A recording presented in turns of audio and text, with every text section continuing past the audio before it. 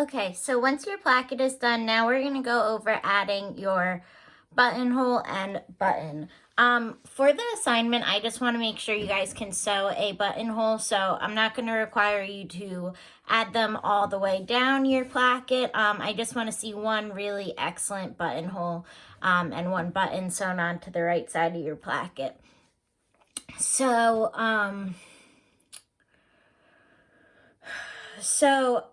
I decided I have a video, or I found a video from Singer actually showing you how to use the buttonhole attachment. So I already made mine, and I'm going to have you guys watch the Singer video because you can see a lot better than when I film on my phone. So you guys want to go ahead and watch the Singer video on how to sew a buttonhole with the Singer 411 machine. They'll show you how to add this attachment and what settings to put on and how to sew your buttonhole. I just want to address before you do that, because we have like a small placket here, you want to pick a smaller button. So don't get like a large button that is bigger than where your stitch lines are. You want to make sure your button fits within the stitching. So once you have a button picked out, you can go ahead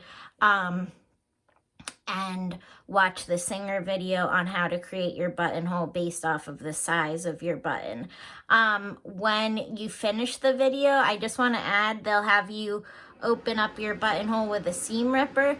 They mentioned making sure not to rip past the buttonhole, which is important, but you also want to make sure you don't rip any of your stitching on the side. So be very careful when you open up your buttonhole. And when you're done, you also want to just make sure before you sew your button on, test out that it actually fits through your buttonhole as well. All right, so go ahead and watch that Singer video, and then I will show you guys how to properly sew on your button. Oh, I also, just one small thing, I had mentioned how the right and the left and the wrong versus right side on this pattern was a little confusing.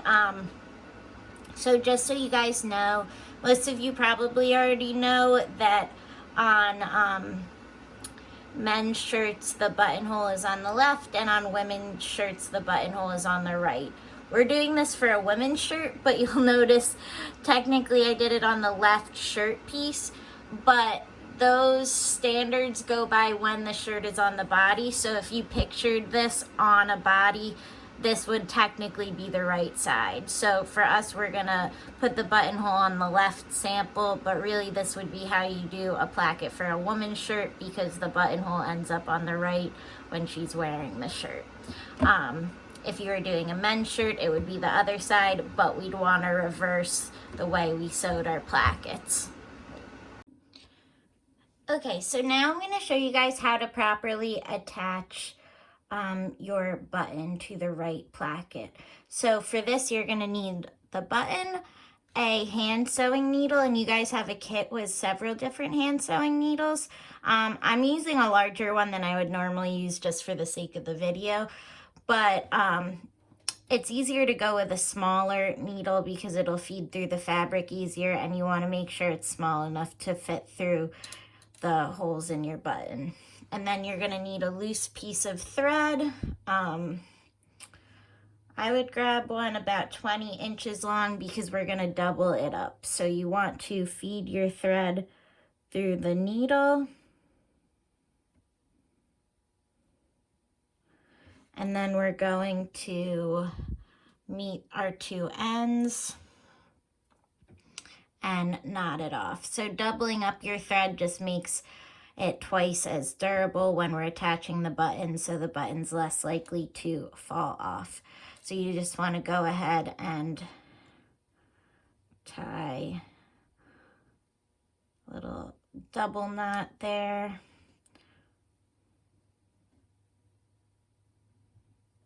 So that our thread will stay at the back of the fabric. I'm actually going to do a triple knot just because I get nervous.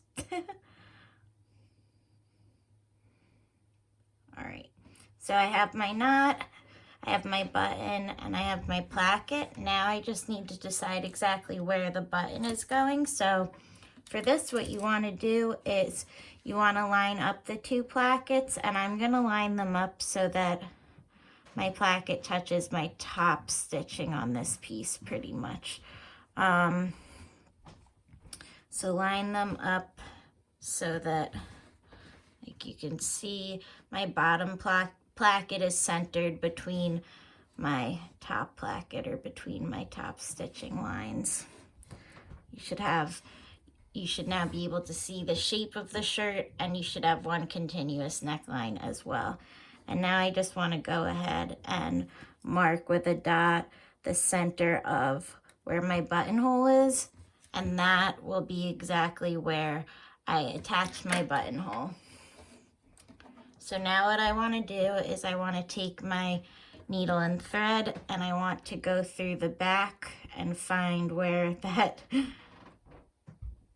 marking is, and I'm just going to start feeding my needle and thread through here so that my tied off back is on the reverse side of the pattern piece. So you want to try to do this as neat as possible and keep the back as neat as you can, although a lot of times students tend to get very messy the first time they're hand sewing and the thread's all over the place, but try to keep in the direct area of where this knot is when we're attaching the button. So now you want to put your needle through the bottom of the button, and we're just going to begin sewing it. So you guys want to use a button that has buttonholes, not a button with a shank on the bottom. But we're going to create our own thread shank, and I'll explain why in a minute. So you can use a button that has 2 holes in it, or 4, either's fine. When you have 4 buttons, it's up to you how you want to do this. So you can make like a square with the thread, you can make an X, a cross, a square and a cross, whatever it is. I'm just going to make an X for now.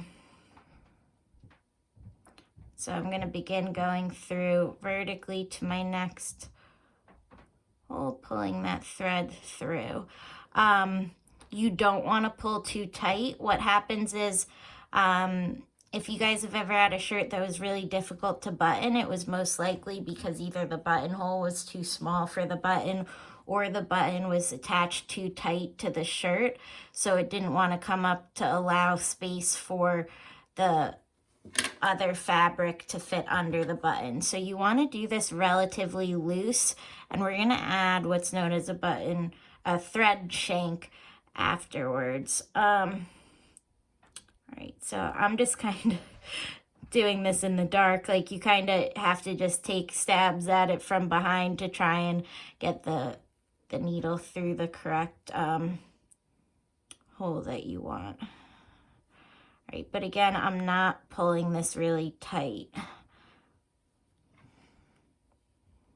So I'm gonna just, you could really do this as many times as you wanted. It's better safe than sorry, really, with making sure the button doesn't come off. I'm gonna go through each twice, but I could do more than that if I wanted to, but for the sake of time, I don't want to spend forever in this video hand sewing. All right.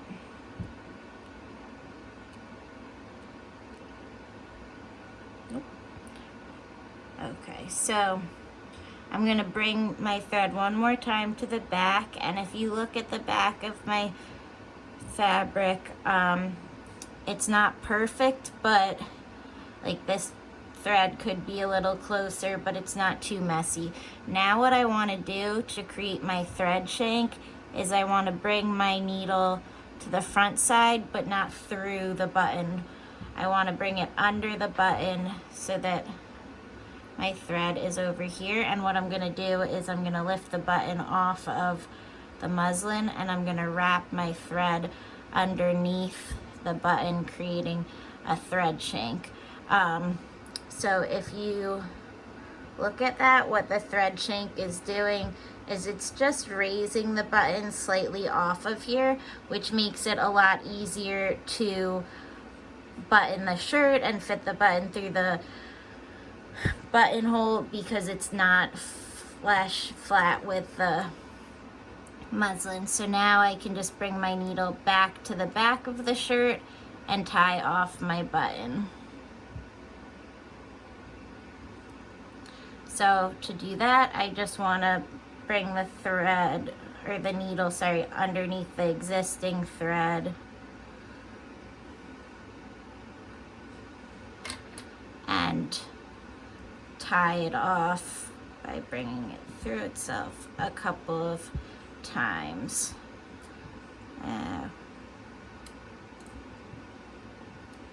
Sorry, that extra thread from the beginning is in my way. Sorry about that sound effect as well. All right, so I want to tie it off a couple of times to make sure it's nice and sturdy and durable if I was going to be wearing this. Don't pull it too tight because the muslin will pucker underneath the button and it won't look very nice, but snug enough that it's not loose or hanging off.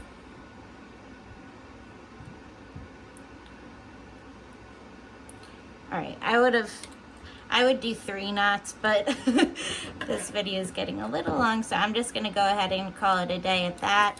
And now you can see I have a little bit of thread in the back, but it's pretty neat. My button's secure in the front.